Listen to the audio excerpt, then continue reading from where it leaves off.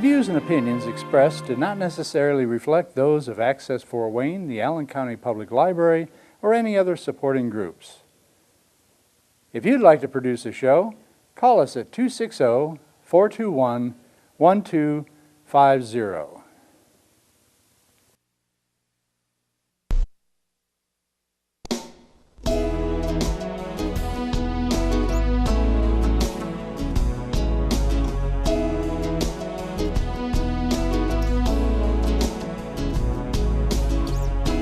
Let me be your lighthouse so I can show you the way. Let me be your shining light, I'll keep you from drifting away. I'm the one that makes you try when...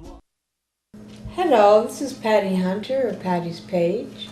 Today I'm doing an interview with Terry Doran. Hello, Terry. Hi, Patty. And we're going to be talking about folk school, what he had done many moons ago. What year did that begin, folk school?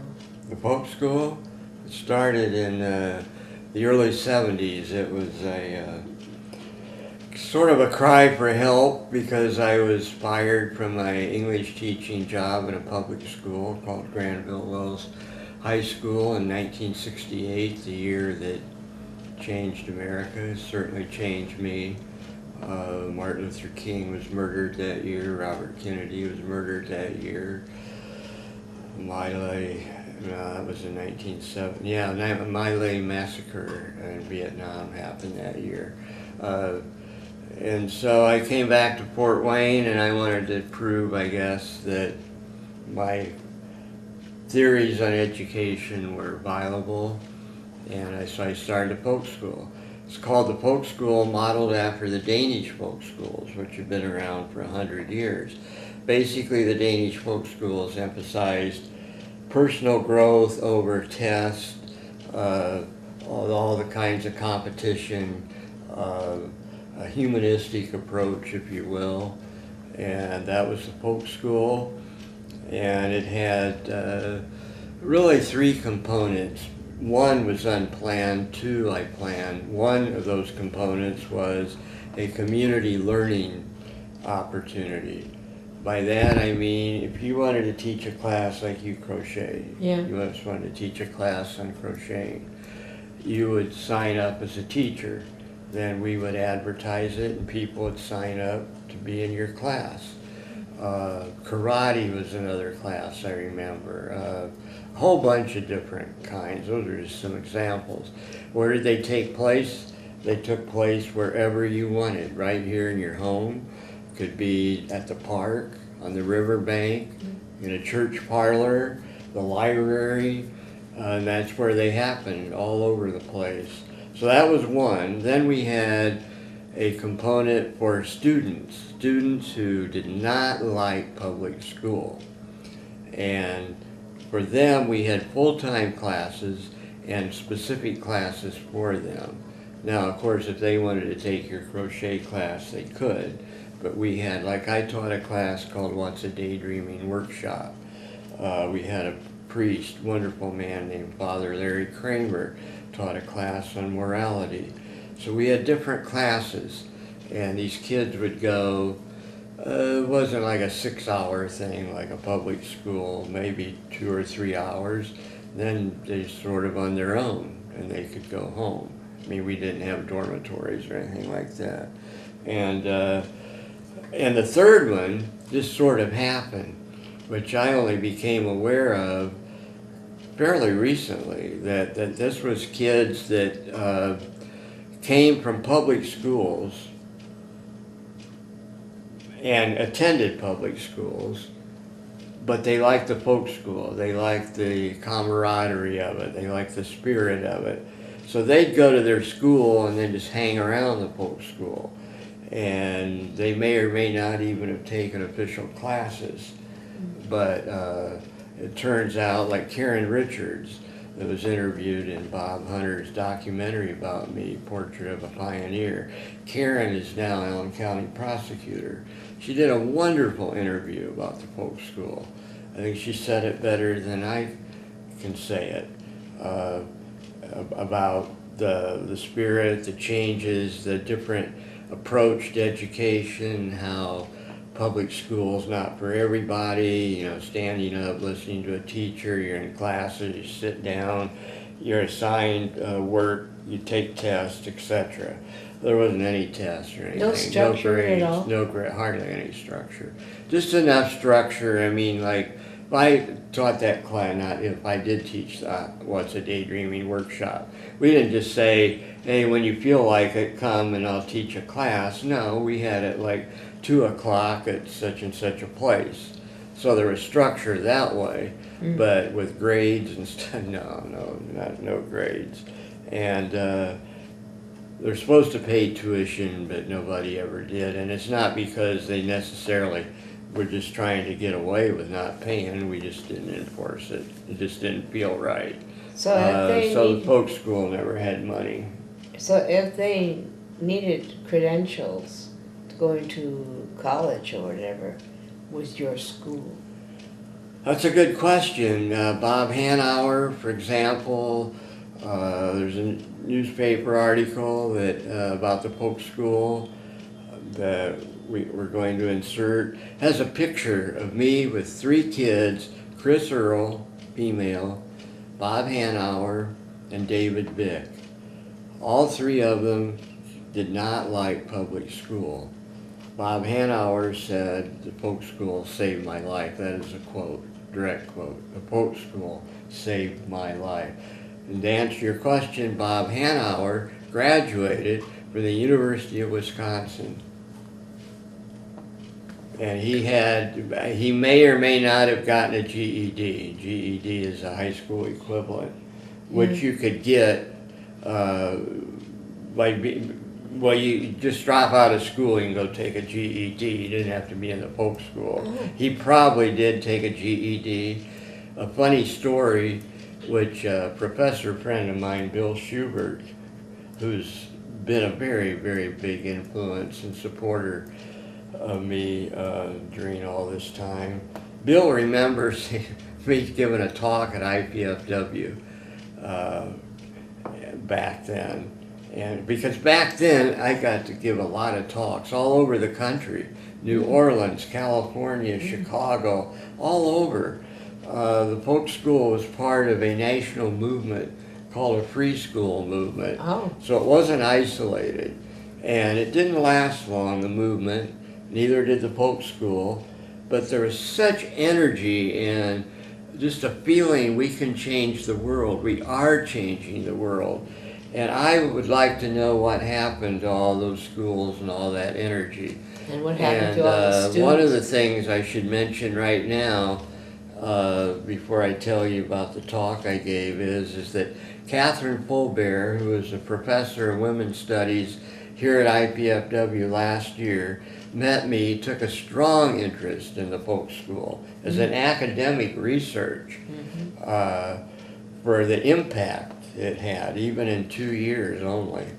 And she will be here June 24th, Sunday the 24th, at IPFW in Walb Union, room 222. It's upstairs, and it's sponsored by the Educational Studies Department and Women's Studies. Good. And Isabel Nunez, a professor, she's also the chair of the Educational Studies, will be the host of it.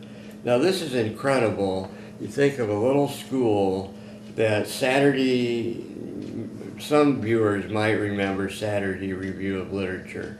It was a great magazine. It was around for a long time. It's defunct now. But they did New Orleans had a big conference on alternative schools. And Jonathan Kozel and I both wrote, Kozel's famous authors of Death in an Early Age.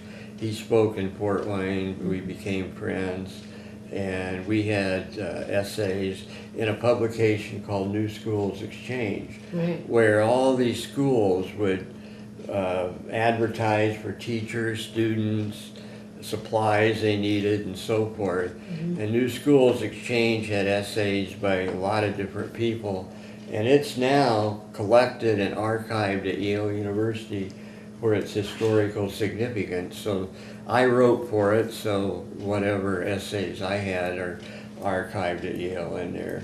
But the presentation, June 24th, will focus on a couple things to archive professionally these articles. So I'm going to mention the other ones. There's one by the Associated Press. That's a national, goes all over the country. A lady, I remember her name even, Victoria Graham came, but I don't remember where she came from. But she came from out of town and interviewed me and did the story, and somehow I still have a lot of that stuff, the articles and stuff. There's a publication besides New Schools Exchange. That was the most prominent one. It was out of California. There's another one closer to home in Lansing, Michigan, called Outside the Net, and it was a big kind of newspaper type publication, and it had a 2-page spread on the folk school. Folk school was nationally famous for, you know, my 15 minutes of fame, so to speak, and but tremendous impact during that time. It ended somewhat badly because it fell apart, and we had a lot of bickering at the end. But while it was good, it was wonderfully good. There's nothing like it, and I love that picture of the three, Chris Earle and David Vick and Bob Hanauer. And as I said, Bob graduated from the University of Wisconsin. He's now living back in Fort Wayne. Is he? So he came to the Theater for Ideas we just did last week, in fact, with his wife, who's a doctor. So Bob's done well for himself. And getting back to that talk I gave, Bill says, "Oh, I love that talk. People ask me what you just asked. Well, what about my kid wants to go to college?" And I said, "Well, there's always Folk U."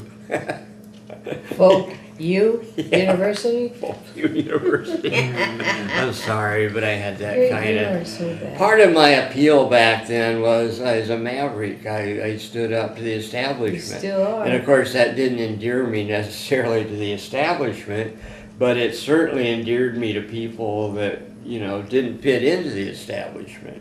There's a lot of And people. you know, you try to walk a thin line because Yeah. you've got to get along with people, but it was a wild time, really. There was we had an office, you know, Regal's downtown. Regal. Somebody gave us an office space.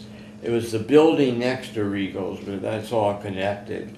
And we were upstairs, and Jim Getch, Friends of Third World, had an office across the hallway. That's where I met Jim, and we've been friends ever since. And That's right. he helps us so much, like we're doing a program, River Drums, June 23rd in the Library Theater. We couldn't do that without Friends of Third World because they have all the legal paperwork of, you know, nonprofit, tax exempt, which I had back with the folk school. I started my own nonprofit, tax exempt, called Change Now Inc. So What happened to that? it went defunct because you just got, you know, I had a stretch where I was worn out and didn't file papers and stuff. It's sort of a lot of work to maintain a nonprofit. You have to have a board of directors, you have to file paperwork every year. Not a gigantic amount, but anyway, I sort of wish I still had it. But Jim has stepped in and filled that void for us and allowed us to do River Drums. And this year we got a big grant from the Cable Fund Access Board to restore 72 tapes of that era. A little bit past the folk school. They started in 75. Yeah. Folk school made it to about 73. But I called them all Fort Wayne Folk School Presents Theater for Ideas. And just, it's been fantastic looking at those shows. Most of them came back in good shape, and seeing some old friends, and some like Larry Kramer, who's now deceased, is on one of those shows. There's one of them where I talked about the folk school and Theater for Ideas, and River Drums is an artistic expression through diversity on the theory that art, the power of art transforms and transcends boundaries, language. You know, art is a universal Reaching out language. to people, children, adults. And I could see that in a program that's on one of those tapes called Celebration of the Individual. Jonathan Kozol spoke, and he ripped into public schools in that speech. That was probably 75, thereabouts.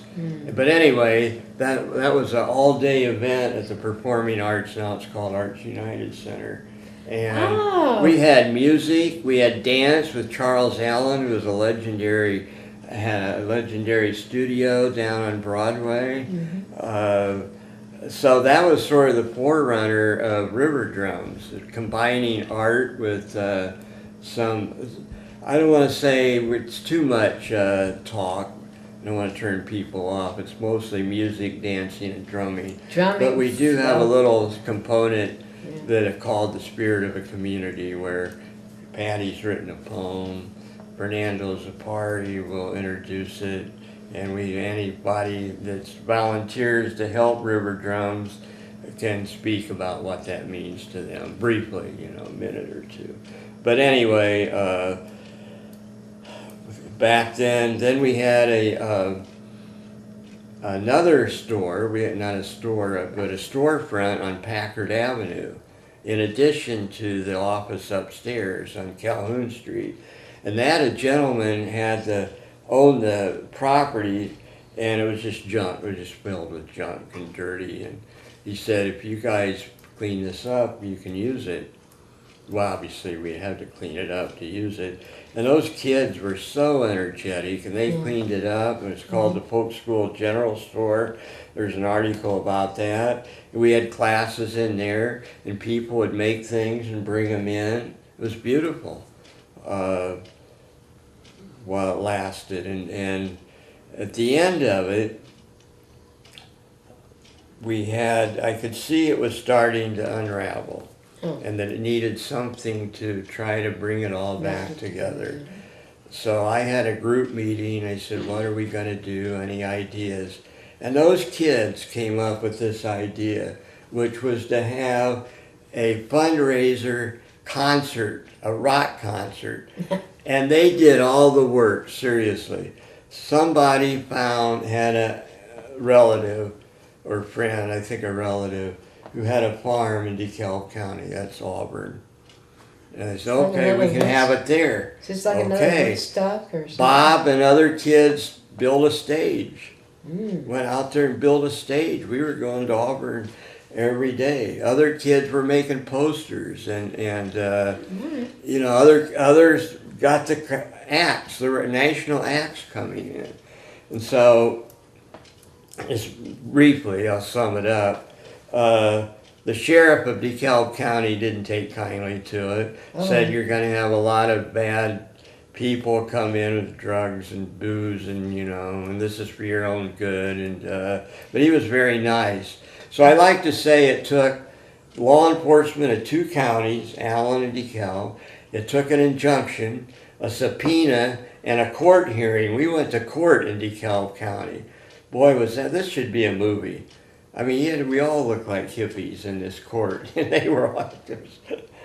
I think that's why they were prejudiced. And Bob Hanauer grew up on a farm, so he was growing food for us. And they said, what do you do in the folk school? He says, well, I grow things, and right away, everybody thought, oh, we know what he's growing, you know. And so we lost that, of course. I'm sorry. And I got a subpoena injunction. I get them mixed up. Something served at me in my apartment. And then they told me, if you show up, it was going to be on a Sunday evening, Sunday day, you know, all day Sunday, the concert. Says you will be arrested on site. Dang. I knew there was nothing I could do, and anyway, they had canceled. They got a hold of everybody and canceled it. And kids went out. They said there's like a dozen state police cars with sirens and blockades. Just because. I thought, man, I've never been so important. I got half the law enforcement in 2 counties to block what I'm doing. I knew you were a disturber from way back, but this is something. I wrote an article called How I Became a Rock Promoter Overnight. Oh my goodness. And he's been doing events ever since, eh?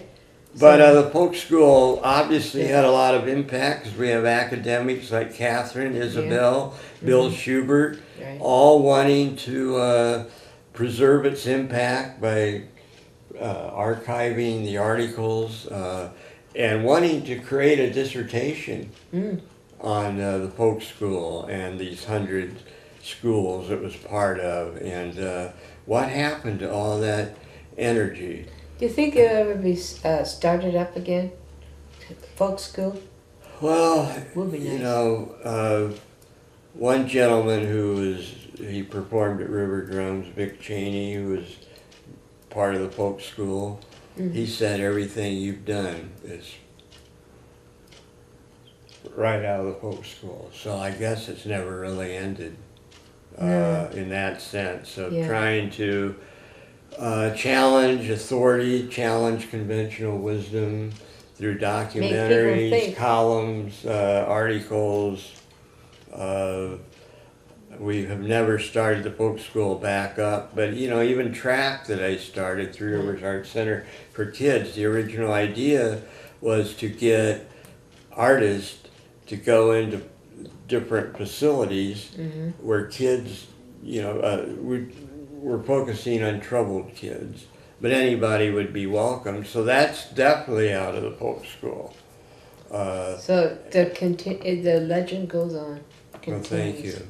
That's the topic of the title of Catherine's presentation is the Almost Woodstock, the legacy of the Fort Wayne Folk School. That's what she called the concert that I was just describing. She loved that story, Woodstock. Question. When and where is the folk school presentation with Catherine Faubert be again? It's June 24th, Sunday, 3 o'clock at IPFW Wall Union Building, room 222. And there'll be folk school people there. I hope so. Catherine, of course, Isabel. So Isabel. Come, it's free. It's free. Do come. It's very enlightening, and I've been sucked. I mean, I have been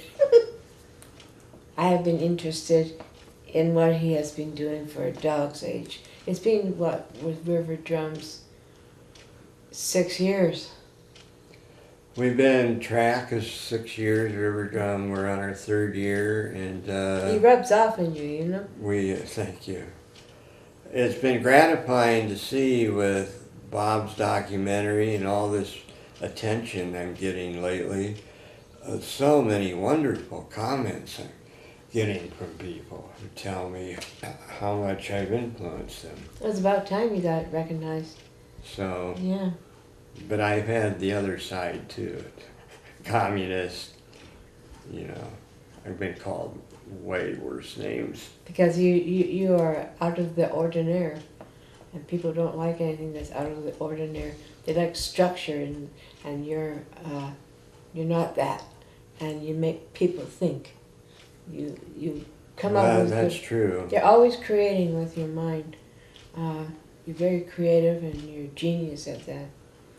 So this is towards the end of the show. Thank you, Terry. Well, thank you, Patty. Wow, that was great. That was great. Thank you. And I'll see you guys next week. Bye-bye. Godspeed, my love, until we meet again. You're always in my heart and every dream. Don't let this time apart give in to all our fears. God will keep us close from up above. So until we meet again, Godspeed, my love.